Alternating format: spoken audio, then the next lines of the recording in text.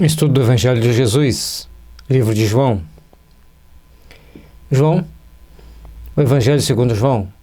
O Evangelho de João, pela sua forma, se coloca à parte dos outros três. João organiza sua mensagem focando os 7 sinais que apontam para Jesus como Filho de Deus. Seu estilo literário é reflexivo e cheio de imagens e figuras. João difere dos outros em entendimento, em comportamento, em ações. João foi o único dos discípulos que pôde acompanhar Jesus de perto, junto com Maria. Então tem uma série de diferenciações entre João, o único que morreu de morte natural, com quase 100 anos de idade. Ou seja, ele é diferenciado. E segundo o livro Ave Luz, João havia sido discípulo de Buda. Então ele tinha uma mente muito adestrada, muito centrado. E João gostava de estudar os livros sobre os ensinamentos de Buda que ele conseguia nos mercados com os mercadores indianos. E foi alertado num determinado momento, em oração, pelo próprio Buda, de que ele não deveria tentar ensinar o budismo, porque os judeus iriam matá-lo. E que ele ficasse bem atento, que ele ia encontrar aquele que era a redenção do mundo. E ele encontra, então, um dado momento com Jesus, reconhece-o como o responsável pela redenção do mundo e passa a segui-lo. Ele começou a seguir Jesus bastante jovem e foi aquele mais longevo que viveu por mais tempo. Capítulo 1 de João. No princípio era o Verbo, e o Verbo estava com Deus, e o Verbo era Deus. Ele estava no princípio com Deus. Aqui ele se refere que Deus é o início de tudo. O início, o verbo inicial, a energia que vai começar a mover todo o universo. Todas as coisas foram feitas por ele, e sem ele, nada do que foi feito se fez. Então, deixa claro para nós que nós devemos entender que Deus criou tudo que nós temos aqui na Terra, que Deus criou todo o universo, criou todo o que existe de visível, de material, de palpável e também do invisível. Tudo é criação de Deus. Como Deus criou tudo? Está lá no livro dos Espíritos. Nem tudo é dado ao homem saber, ainda mais no estado que nós estamos, bem atrasados em relação a muitos planetas que são mais evoluídos do que nós. Nele estava a vida, e a vida era a luz dos homens.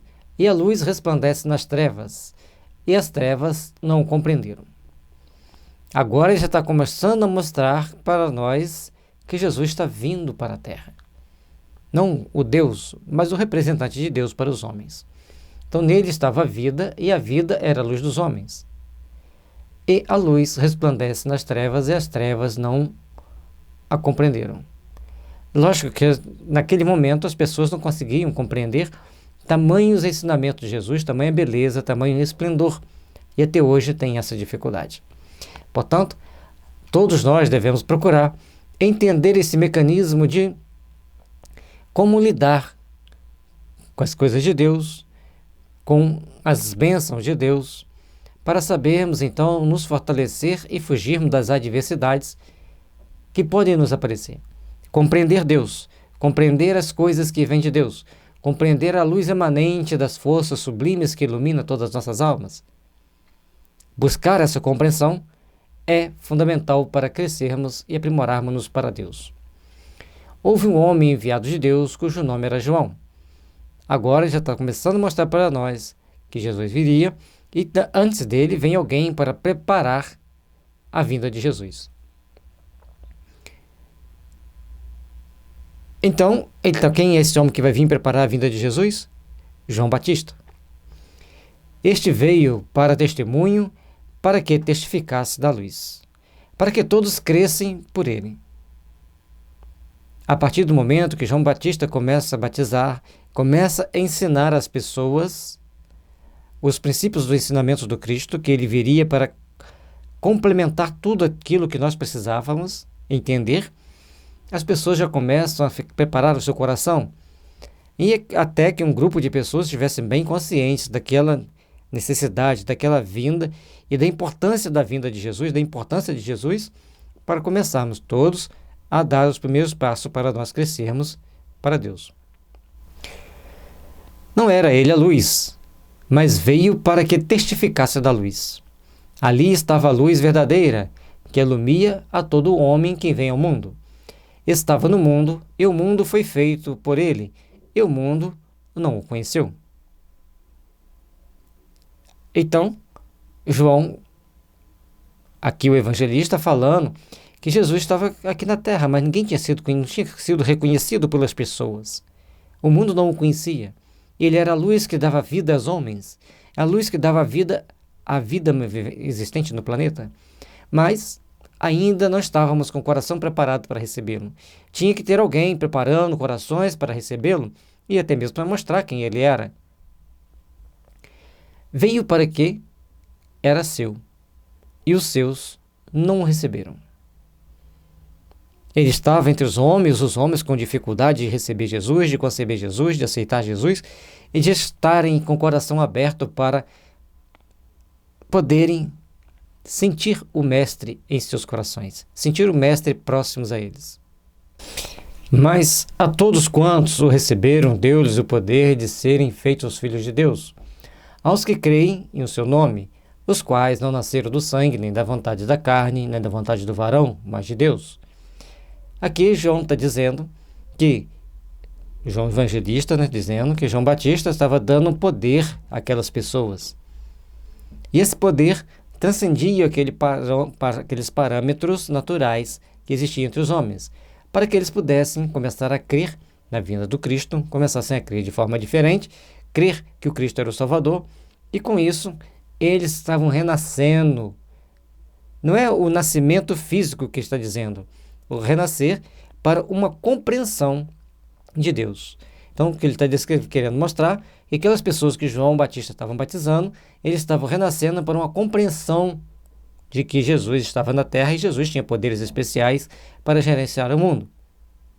Por isso, ele vinha primeiramente para trazer a mensagem do Cristo, de que o Cristo viria, para que o Cristo, quando viesse, assumisse o seu lugar e seguisse em frente.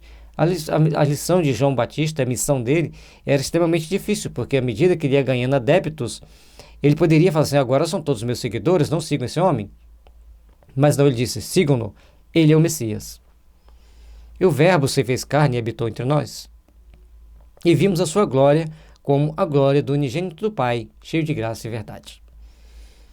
E aqui ele está mostrando, João Evangelista está dizendo que Jesus, o Verbo de Deus, encarna entre os homens para que nós pudéssemos ver a sua graça, compreender o teu Evangelho e seguir os seus ensinamentos ao longo da nossa existência. É importante entender, fazer um parêntese, que o Evangelho de João, cada versículo desse dá uma palestra inteira de 1 hora no mínimo. A gente está fazendo aqui uma lida e um pequeno comentário para dar um sentido para aquilo que nós estamos lendo, para que a gente comece a entender melhor João. João testificou dele e clamou dizendo: este era aquele quem eu dizia: o que vem depois de mim e antes de mim, porque foi primeiro do que eu. O que ele quer dizer? Ele está mostrando aqui para nós que João vai testificar de Jesus, mais à frente a gente vai ver, e dizendo que Jesus é maior do que João. Então, ele veio depois de João Batista, porque João Batista era um pouco mais velho do que Jesus. Mas ele é antes de João Batista, porque já existia antes de João Batista. E ele é primeiro do que ele, porque ele é maior no reino dos céus do que João Batista. Ele está num patamar superior. E todos nós recebemos também da sua plenitude com graça sobre graça. E todos nós todos aqueles que se aproximaram de Jesus, que tiveram com ele, receberam uma graça sobre graça, receberam uma bênção maior, receberam uma força maior. Porque a lei foi dada por Moisés. A graça e a verdade vieram por Jesus Cristo. Moisés deu a lei, sigam-la. Deu um conjunto de leis e até hoje essas leis são base para leis do mundo inteiro, em toda a terra. As leis de Moisés são tão bem estruturadas, se bem que Rochester diz que ele foi beber na fonte da Índia essas informações, mas de todo jeito, ele criou uma base para os códigos de leis do mundo, assim como Hammurabi criou uma base de códigos de leis, depois que os romanos aperfeiçoaram, mas a lei de Moisés também está inserida em todo esse contexto da lei que deve existir no mundo de respeito ao ser humano. Então, Hammurabi foi o primeiro a criar um código de leis escrito na Mesopotâmia, e para nós do Mediterrâneo para cá, Moisés criou uma base de leis bem consistente para servir de base para as demais leis. Então, Moisés trouxe a lei e Jesus veio trazer a graça, a verdade, a misericórdia e o perdão. Deus nunca foi visto por alguém. O Filho unigênito, que está no seio do Pai, este o fez conhecer. E aí vem aquele que fala, Deus falou comigo, eu vi Deus. Coitados, né? Então, está aqui escrito no João, está na Bíblia. Deus nunca foi visto por alguém, e a doutrina espírita explica isso. Emmanuel diz que tem alguém que recebeu a mensagem de Deus e viu Deus na terra, só Jesus. E ele veio aos homens para dar aos homens conhecimento de Deus. Deus existe, Deus está nos observando, Deus nos conhece, Deus sabe qual dos nossos passos estão em falso, quais são construtivos. Ou seja, Jesus veio nos dar a conhecer que existe uma força soberanamente justa, soberanamente boa, em todas as qualidades possíveis. Ele é soberano e ao máximo. E esse é o testemunho de João.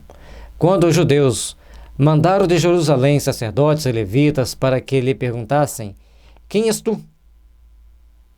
E confessou e não negou e confessou, eu não sou o Cristo. Então eles chegavam, perguntavam para ele quem ele era, para saber se João dizia-se ser o Cristo, mas ele o negava. E as pessoas ficavam incomodadas porque ele batizava, ele falava da vinda daquele ser maravilhoso que viria à Terra, ele dava um novo horizonte para todo o entendimento humano, mas ele não era aquele. Isso significa que João, acima de tudo, do saber, da coragem, de toda a disposição de ajudar, de contribuir para a melhoria da Terra, ele tinha em mente, com toda tranquilidade, sem nenhum receio, de afirmar que ele não era o Cristo, mas o enviado de Deus para mostrar ao mundo que Jesus viria ao mundo. O Cristo viria ao mundo, o Salvador, o Messias, a suprema consciência. E perguntaram-lhe, então quem és, pois? És tu Elias? Ele disse, não sou. És tu o profeta? Ele respondeu, não. E interessante ele dizer que ele não era Elias. E nós já vimos no Evangelho de Mateus, em Lucas também afirma, no capítulo 10 de Mateus afirma, que quando Jesus vai conversar com os discípulos e conversa com aqueles dois espíritos, ele fala assim, mas não é mistério que Elias vinha em primeiro? Aí Jesus responde, Elias já veio e fizeram dele tudo o que quiseram. E eles entendem que ele estava falando de João Batista. Então João Batista era o Elias reencarnado. Ele não era Elias, ele era João Batista. O Elias reencarnado. Então quando eu sou hoje Gelson, quem eu fui na vida passada? Então eu não sou quem eu fui, eu sou quem eu sou. E hoje eu sou Gelson. Entenderam? Por isso que ele fala, eu não sou Elias. Mas porque ele era João Batista, que seguia todo um caminho, tinha nascido de um casal já bem idoso. Ele nasce, começa a partir dali, de uma certa idade, a refugiar no deserto, começa a pregar, começa a batizar, começa a anunciar a vinda do Senhor e Salvador. Então, João Batista é o Elias reencarnado, e ser Elias reencarnado não é ser Elias. Se hoje eu sou Gelson reencarnado, eu não sou José, João, Manuel, ou qualquer nome que queiram dar lá atrás. Aquele ficou. Compõe a minha integridade da personalidade, mas não sou eu. Hoje eu tive um novo padrão de educação, tenho uma nova visão de vida, porque a vida passada fica esquecida, para que o presente seja vivido e o futuro seja construído. É importante entendermos isso. Algumas pessoas podem vir para o passado. Sim, eu sei quem eu fui no passado, na última vida, mas também entendo que eu tenho que viver bem esta vida para eu conquistar o futuro. Enquanto nós não entendermos isso, não podemos vislumbrar o nosso passado. Então vamos continuar. Disseram-lhe, pois, quem és para que demos respostas àqueles que nos enviaram? Que dizeis de ti mesmo? Eles queriam a resposta. Eles queriam que João dissesse a eles quem eles eram, para dizer aos sacerdotes do templo, aos príncipes, quem ele era. Então, que dizes de ti mesmo? E João não se gabou como muita gente se gaba. Eu sou mensageiro de Deus. Eu sou um enviado para anunciar a vinda do Senhor. Não. Ele coloca para eles uma passagem, uma frase, um conjunto de frases, para eles decifrarem, como se fosse uma charada. Ou seja, ele não responde direto, ele dá uma resposta para que eles pensem. Então, o que ele diz? Disse, no caso, disse João Batista: eu sou a voz do que clama no deserto. Qual deserto João clamava? Nos desertos da Galileia, nos desertos de Israel? Não, nos desertos dos corações humanos, ainda sem a vegetação do amor. Ele era um campo árido, difícil de cultivar, e João tinha que plantar ali a semente da compaixão, da solidariedade, de um entendimento transcendente. Por isso é a voz que clamava no deserto. Aqueles homens que ali chegaram tinham um coração deserto de informações, deserto dos bons sentimentos. Esse era o deserto que João dizia clamar. E aí ele diz: endireitai o caminho do Senhor, como disse o profeta Isaías. E o que é endireitar o caminho? Não é fazer uma estrada. Não. É permitir que o Senhor entre em nossos corações. Permitir que o Senhor tenha passagem livre para chegar até nós. Permitir que o Senhor tenha o caminho abençoado do amor em nossas almas. E que nossas almas, então, que criem esse caminho de amor para receber a mensagem do Senhor. Mas provavelmente eles não entenderam. E os que tinham sido enviados eram dos fariseus, e perguntaram-lhe e disseram-lhe: por que batizas? Pois se tu não és o Cristo, nem Elias, nem o profeta. E aí, se João Batista batizava, para quê? Então ele não entendeu a verdade. Ele clamava no deserto e pretendia endireitar os caminhos para a vinda do Senhor, conforme dizia Isaías. Ou seja, ele estava preparando corações para receber Jesus. E aqueles senhores ali diante dele não estavam querendo preparar seus corações para receber Jesus. Nem consta que eles receberam o batismo. João respondeu-lhes dizendo: eu batizo com água, mas no meio de vós está um a quem vós não conheceis. E para dar um nozinho na cabeça deles, para deixar os mais preocupados, ele disse que ele batizava com água. A água era um momento de transformação para aqueles homens que chegavam diante dele. Mas alguém, no meio deles,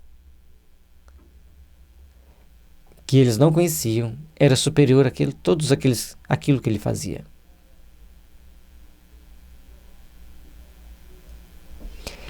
Este é aquele que vem após mim, que foi antes de mim e do qual eu não sou digno de desatar as correias das sandálias. E aí ele chega e esclarece para eles que ele, embora tivesse ali batizando em nome de Deus, fazendo aquele trabalho de preparar o caminho para o Senhor, que era muito maior do que ele, não era digno e viria após ele, e ele, como João Batista, não era digno de amarrar nem as sandálias. Ou seja, eu o respeito tanto que não tenho nem coragem de amarrar-lhes as correias da sandália. Essas coisas aconteceram em Betânia, do outro lado do Jordão, onde João estava batizando. Então, na cidade de Betânia, do outro lado do Jordão, no lado que hoje pertence à Síria, onde João batizava. No dia seguinte, João viu a Jesus que vinha para ele e disse: eis o Cordeiro de Deus que tira o pecado do mundo. Interessante que os sacerdotes mandam seus enviados para conversar com João num dia, e no dia seguinte Jesus vem. Porque João Batista, ele não disse lá atrás: endireitai o caminho do Senhor? Então era necessário avisar ao templo de Jerusalém, aos príncipes e aos sacerdotes, que ele havia vindo, que estava no meio deles, mas eles ainda não o conheceram. Mas João, ao bater o olho em Jesus, ele reconheceu: eis o Cordeiro de Deus que tira o pecado do mundo. Este é aquele do qual eu disse: após mim vem um homem que foi antes de mim, porque já era primeiro do que eu. Então, João estava batizando, fazendo o trabalho dele, de anunciar a vinda do Senhor. Vem Jesus, quer dizer, após João. Mas ele antes dele, porque ele sempre existiu desde o tempo da criação da terra. E antes de João, ele já era primeiro. Então João tinha uma humildade, um respeito e um amor por Jesus que transcende o nosso entendimento. Ele se coloca na posição inferior e coloca que Jesus está diante dele, que vai seguir adiante. E eu não o conhecia, mas para que ele fosse manifestado a Israel, vim eu, por isso, batizando com água. Ele dizendo que ele não conhecia o Jesus, o Cristo. Portanto, ele batizava com água para mostrar a Israel que alguém estava chegando, que alguém estaria ali no caminho da humanidade, para nos esclarecer, para nos dar a base do entendimento de que a luz do amor estava próximo de nós. E João testificou dizendo: eu vi o Espírito descer do céu como uma pomba e repousar sobre ele.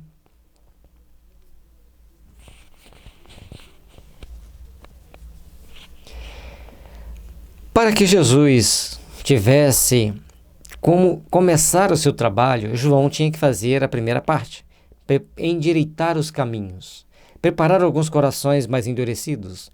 O batismo que ele fazia era magnetizar aquelas pessoas, mergulhá-los na água, para, envolvidos naquele denso magnetismo, naquele forte magnetismo de João Batista, colocar naqueles corações, naquelas mentes, a ideia de que o Messias estava na Terra, desligando aquelas pessoas dos mundos das trevas onde eles estavam sintonizados, para que eles passassem a partir dali e começarem a sintonizar com a luz e serem os trabalhadores de Jesus. E portanto que quando Jesus chega, ele reconhece prontamente e vê um espírito pousando na cabeça de Jesus, uma luz diferente chegando até ele, porque cada um de nós vamos ver o espírito de uma forma. E ele vê como se fosse uma pomba chegando e pousando na cabeça do Cristo. A pomba simboliza a paz, a fertilidade, a produção para povoar longos e longos terrenos. Eu não o conhecia, mas o que me mandou a batizar com água, esse me disse. Então tem alguém mandando ele batizar com água. Então, ele não conhecia Jesus, mas alguém o mandou batizar com água e lhe disse. Portanto, João Batista era médium e tinha um espírito que orientava ele. Óbvio. Sobre aquele que vires descer o Espírito e sobre ele repousar, esse é o que batiza com o Espírito Santo. Então, os anjos do Senhor, os espíritos, como queiram, já tinham avisado a João Batista de que o Senhor, Jesus, viria para batizar com o Espírito Santo. Viria dar a luz do amor, a luz da compaixão, da solidariedade, do entendimento superior. E João precisava batizar primeiramente com a água, para testificar do Senhor. Eu vi e tenho testificado que este é o Filho de Deus. Então, diante das pessoas que estavam ali perto dele, aguardando o momento de batizar, ou já tinha sido batizado, estavam ali ouvindo a palavra de João, ele então batiza Jesus e fala que aquele era o Filho de Deus, porque ele vê o Espírito dos céus descendo sobre sua cabeça, como uma pomba. E no dia seguinte, João estava outra vez ali, na companhia de 2 de seus discípulos. Ele voltava lá para batizar e tinha 2 discípulos junto com ele. E vendo passar Jesus, disse: eis aqui o Cordeiro de Deus. E os 2 discípulos ouviram-no dizer isso e seguiram Jesus. Então os 2 que eram discípulos dele vão seguir Jesus, e ele aponta para esses 2 discípulos que aquele era o Filho de Deus, que aquele é que estava a passar, que era aquele que viria trazer a paz para a humanidade. Ele não tinha pretensão de falar para os discípulos: fiquem aqui comigo, eu quero vocês como meus discípulos, não me abandonem. Pelo contrário, Ele estava cônscio de que estava preparando o terreno para o Filho de Deus, o Cordeiro de Deus, como que está ali, então deveria deixar que os discípulos seguissem. Mais um motivo, mais um ponto importante da personalidade de João Batista que nós temos que prestar atenção: a sua humildade e o seu reconhecimento e entrega ao Senhor. E Jesus, voltando-se e vendo que eles o seguiam, disse-lhes: que buscais? E então, quando eles foram ao encontro de Jesus, Jesus já pergunta: o que vocês estão buscando? O que vocês querem? Então, o que buscais? E eles disseram: Rabi, isto é, mestre, onde moras? Então eles queriam saber onde o mestre morava. E o que eles buscam? A morada do Senhor, a morada do Filho de Deus. Ele lhes disse: vinde e vede. Foram e viram onde morava, e ficaram com ele aquele dia. E era já quase a hora 10ª. Eles foram, viram onde Jesus morava, ficaram com ele, estavam lá. Era André, irmão de Simão Pedro, um dos dois que ouviram aquilo de João e o haviam seguido. Um era André e o outro não cita o nome. Interessante, né? Então, André foi o primeiro discípulo a seguir Jesus na narrativa de João. Este achou primeiro a seu irmão Simão e disse: achamos o Messias, que traduzindo é o Cristo. Então André vai até Simão e fala que achou o Messias. Eles já estavam à procura. Já tinham intuição de que o Messias estaria entre os homens. Ele levou-o a Jesus e, olhando para Jesus, ele diz: tu és Simão, filho de Jonas. Tu serás chamado Cefas, que quer dizer Pedro. Então Jesus olha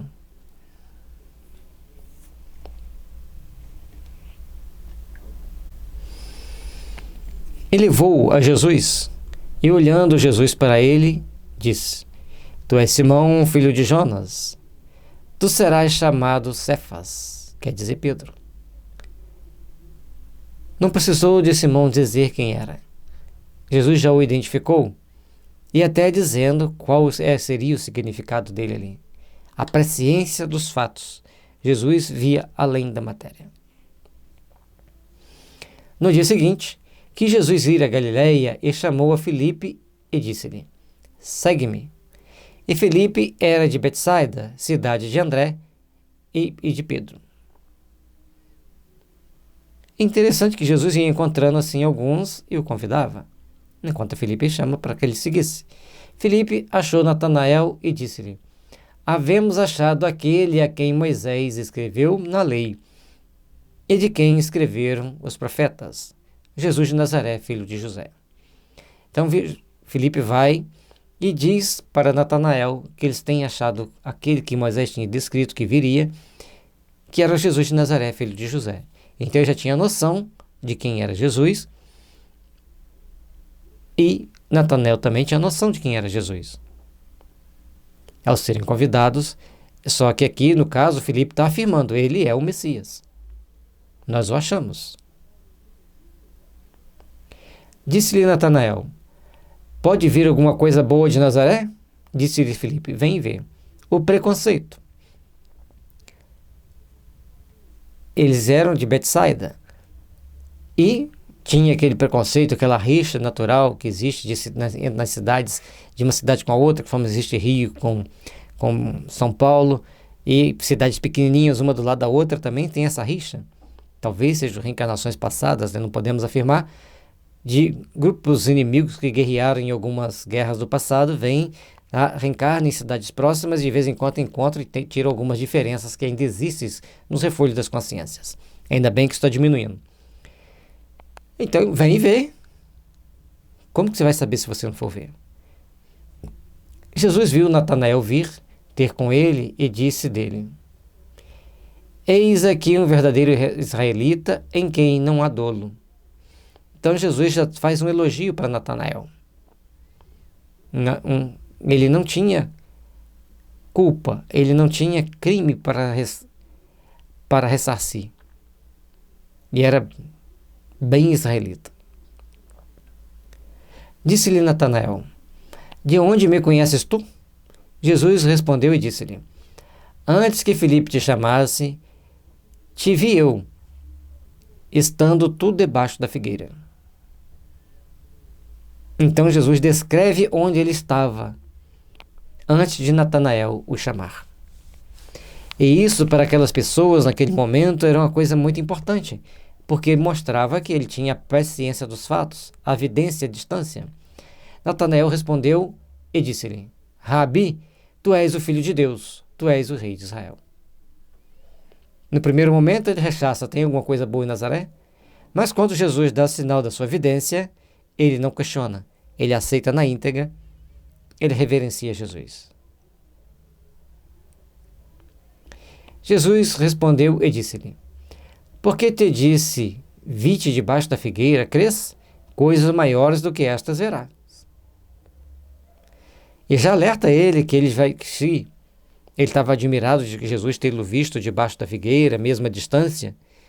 Ele poderia ficar tranquilo que ele ia ver muitas outras coisas, que muitas outras situações viriam, muitas coisas maravilhosas seriam vistas por eles. E disse-lhe: na verdade vos digo que, daqui em diante, vereis o céu aberto e os anjos de Deus subirem e descerem sobre o Filho do Homem. A partir daquele momento, Natanael teria evidência aberta para ver os anjos virem até o Filho do Homem e voltarem, mostrando que Jesus tinha uma comunicação constante com os anjos, com os espíritos superiores que gerenciam a Terra. E até porque ele, como governador do planeta, não estava ausente do mundo espiritual. Pelo contrário, sempre estava presente, com todos os mecanismos da vida e de uma mente poderosíssima que nós não conseguimos conceber. Lá estava, então, alguém com poderes transcendentes, diante de alguém que apenas vislumbraria uma fração de toda a potencialidade do Mestre e de todos os fenômenos que ocorriam em torno do Mestre. E assim, meus irmãos, terminamos o estudo do primeiro capítulo de João. Que as bênçãos de Jesus estejam sempre nos envolvendo para que possamos crer, entender e aceitar Jesus tal qual os primeiros discípulos entenderam, creram e o seguiram. Paz e luz, que as bênçãos do Senhor estejam sempre nos envolvendo.